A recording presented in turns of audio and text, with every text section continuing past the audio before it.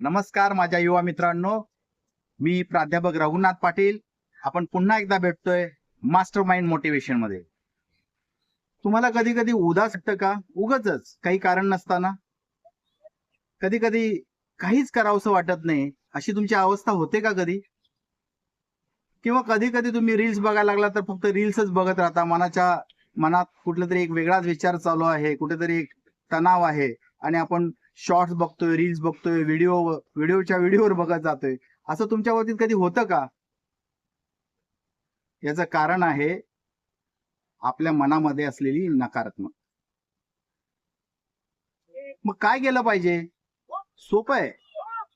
आपल्या मनामध्ये येणाऱ्या प्रत्येक विचारावर लक्ष द्या. कुठला विचार मनामध्ये येतोय? सकारात्मक आहे की नकारात्मक आहे? जर सकारात्मक विचार असेल तर तो वाढीत गेला पाहिजे. नकारात्मक विचार असेल तो तिथल्या तिथे स्टॉप करून त्याला डिलीट केलं पाहिजे. हे कसं होईल? ज्यावेळी तुमच्या मनामध्ये एखादा नकारात्मक विचार येतो, तुम्ही जर त्यावर लक्ष दिलं असेल, तुम्ही जाणीवपूर्वक त्याच्याकडे लक्ष देत असाल, तर तुमच्या लक्षात हा नकारात्मक विचार आहे, लगेच तो स्टॉप करून त्याच्या विरुद्ध जो सकारात्मक विचार आहे तो करायचा. जेणेकरून काय होईल? तो नकारात्मक विचार पूर्णपणे नष्ट होईल आणि सकारात्मकता वाढत जाईल. आणि जर सकारात्मक विचार तुमच्या मनामध्ये कायम वाढत चालले तर आपोआपच तुमची वाटचाल सकारात्मककडे होत जाणार.